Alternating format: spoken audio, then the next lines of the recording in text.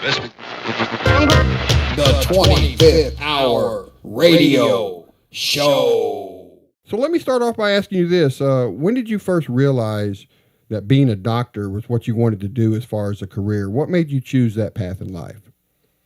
It's interesting. It's probably multiple things that kind of led up to it. When I was younger, my dad was really into hunting and the outdoors, and I got to kind of see when he's gutting the animals, I got to see what's going on in there, and that was pretty interesting to me. So I don't know if I decided at that point, but I definitely, became interested. And then I think, later in high school, I saw, doctors, and I think there was a couple of doctor TV shows on, and I thought, it was pretty interesting. And so putting those two things together, really, I went to medical school to become a surgeon. I didn't really want to be a physician and just, hand out pills or anything. I was more of a guy who wants to fix things with your hands and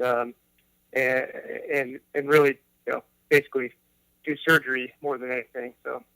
So how did a trauma surgeon like yourself end up being selected for NBC's reality series, The Island? Yeah. Was there an audition process? Was there an audition process? Yeah. So my friend is into TV. One of my friends is into TV, or was in the TV world for a while, and she just sent me a casting call, just an email, and said, "Hey, check this out. It's kind of, sounds like it's right up your alley. They need a doctor for this show. It's an outdoor type of show. It sounds pretty crazy, which, I like to do crazy things within my own limits, I guess. But, so I said, oh, yeah, this, sounds kind of neat. And it was really vague. So I said, well, I can just apply. It's not a big deal. All they wanted was an email about yourself and a picture. So I said, that's no harm, doing that. So I did that, and then they go through several rounds of interviews. One was a Skype interview, and there's a couple phone calls and all that stuff. That's how you do a live interview in LA with producers and things. So let's talk about the show itself. Describe to our audience what this series is about and how it's different from other survival shows. Yeah, sure. So Bear Grylls is a crazy UK survivalist, and he does goes all over the world, and he's a pro. But shows people how to survive in these crazy environments. So what we want to do is really get an authentic survival experience for people that have no experience. And so that's the premise of the show. Can modern man survive out there? Like, if you were really, Tom Hanks in Castaway, would you really be able to do that? I mean, I think a lot of people believe that they could, but they're not sure because they never really get in that situation. So this is a chance to kind of show that and display, like, can modern man do it, or are we totally lost all primitive instinct because we have food in the grocery store so easily to pick up, we have smartphones in our pockets and all that. Yeah, I mean, you have like a motley crew of co-survivalists on this island. I mean, did everyone have a chance to get to know each other before you were there? I mean, before you were dropped off? No, so they kept us all in sequestration until we got dropped off, and so that's adds to the authenticity of it. And if you were, say, on a boat and you're all taking a tour and you don't really know each other, and then you get shipwrecked, and some people make it and some people don't, you are on an island with a bunch of strangers, so that kind of adds to the authenticity. So the bottom line, it was 14 guys on a deserted jungle island in the Pacific for 28 days, no food. They did give us about 24 hours of water, but just the clothes on our back and 3 knives and 3 machetes, a couple lights. So during those first few moments of the show, when Bear Grylls tells you all to jump out of the boat and swim to the island, was there ever a moment when you thought, what the hell did I get myself into? Oh, yeah. No question. I mean, there's one thing we all have in common, even though we're all strangers. We're all fools for doing something. It's just like, it's like out of the box.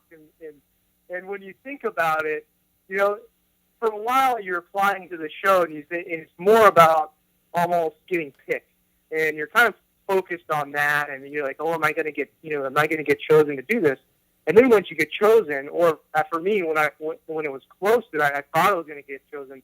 I thought, man, do I really want to do this? This is really crazy. This is, not like you're going to go out there and there's going to be, people around you. That, I guess I didn't mention that, but that's The other difference is, Survivor or these other shows, there's the camera crew right there on location. There's the production team. There's a safety team.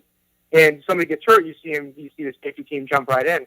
There's no safety team with us. There's no camera crew. There's no production team. It's only us on that island. And so that's when you start thinking about that and start to process it, you're like, oh man, this is not so great an idea.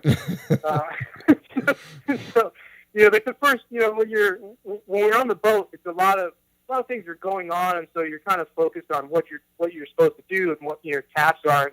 But once you get on once I got on the island and all those things went away, and we then were kind of faced with survival, then you go, oh, okay, this is pretty real, and maybe I shouldn't have done this. Who talked me into this? So on last Monday's episode, we got to see you use your surgical skills by skinning that boa constrictor, to help feed the group. And that was really the first time the audience is really witnessing your usefulness as a member of the group. Kind of what was going on in your mind at that moment as you were doing that?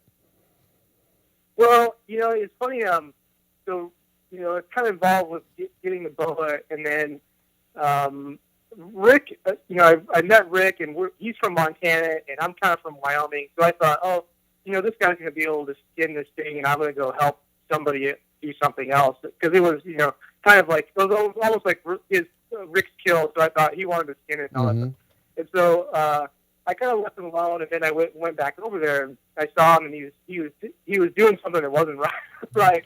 And I looked at him and I said, "Oh, are you gonna skin this?" He's like, "Yeah," kind of looked at me with this funny face and said, "Oh, okay, let me help you here." So and I figured, like I said, I've never done that before, but I have field dressed and skinned other animals, so I kind of just tried to use that knowledge and obviously my surgical skill to figure out what I'm going to do with this thing. I know we have many more episodes left in the series, and I know you can't give away what's to come, but I'm hoping you can share with me, if this whole experience has changed you as a person, or at least given you a different outlook on life. No question it has. I think whenever you're sequestered like that, away from all the things that you are used to, especially the people close to you, your loved ones, or whatever, you obviously develop a greater appreciation for everything. Whether it's people or whether it's just sitting on a normal chair.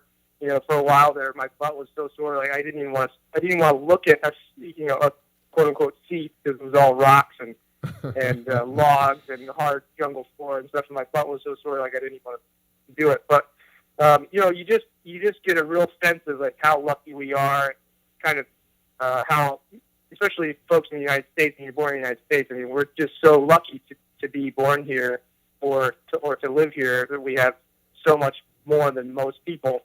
And then you get a sense of, wow, how hard was it, when people didn't have modern society and we didn't have all these luxuries.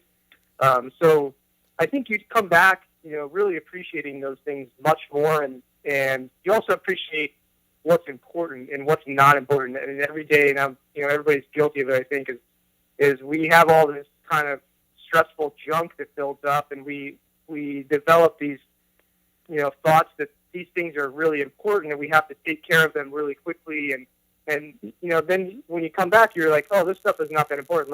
Let me focus on what's really important. So I think that for me, that was really great. And I'm, hopeful that I can hold on to that for a long time. I know, when you are there, it's really, really strong. When we first come off, it's really strong, and I'm sure it fades for some people as you kind of get back into modern society. But I've held on to that pretty good, and I'm doing pretty good so far.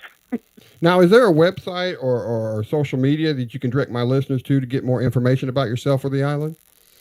Yeah, the island, or the NBC has the NBC.com. You can find the island on there pretty easy. On like 4 episodes, I think you can watch all the past episodes on NBC.com. You can also get them on like Hulu and like maybe iTunes. My website's Dr. Buck Parker, DrBuckParker.com. And also I have, regular Facebook. It's easy to find me, Buck Parker, and Twitter is the same, Dr. Buck Parker. Now, Dr. Parker, is there anything else you'd like to add that I might have left out before we wrap this up? Any words for your viewing audience? Well, I think, the only thing about the first episode, how should I put this? The first episode, I was almost a little bit disappointed because they showed so much of Taylor and his fits and his problems and screaming and yelling. Yeah. And I think the rest of I really think the rest of the show is not like that. The rest of the guys on the show are really great guys. We really had, I think we really came together to try and, figure out this whole survival thing.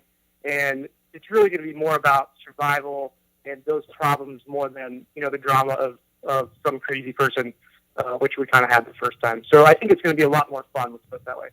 Well, Dr. Parker, thanks again for joining me on the show today. Everyone, make sure you check out The Island Monday nights at 9 p.m. Central Time on NBC. It's been a real pleasure speaking with you today, sir, and good luck with everything you do moving forward in life. All right. Thanks so much for having me.